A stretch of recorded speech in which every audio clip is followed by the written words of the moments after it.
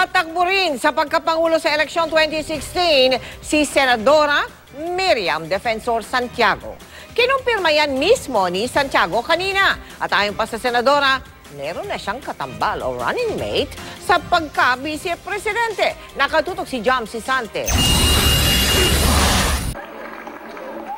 Mula sa mga placard hanggang sa suot ng kanyang staff na may nakalagay na #Miriam2016, kinumpirma ni Senador Miriam Defensor Santiago na tatakbo nga siya sa pagkapangulo. Definitely, I will run because I've already gotten over my bout with cancer and there's nothing left to do.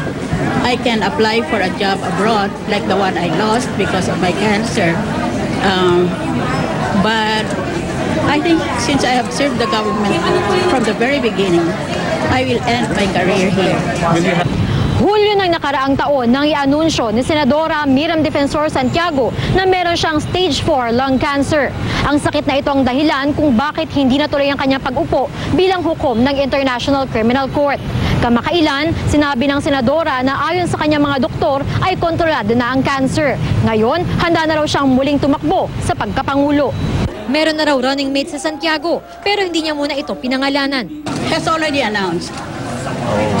So, we will be running together. I cannot give the answer because his wife might scold him. Dati nang tumakbo sa pagkapangulo si Santiago noong 1992 at 1998 elections. Sa event kanina para sa kanyang librong Stupid is Forevermore, pinasalamatan ng Senadora ang kanyang mga taga-suporta. If I become president sometime in the very near future,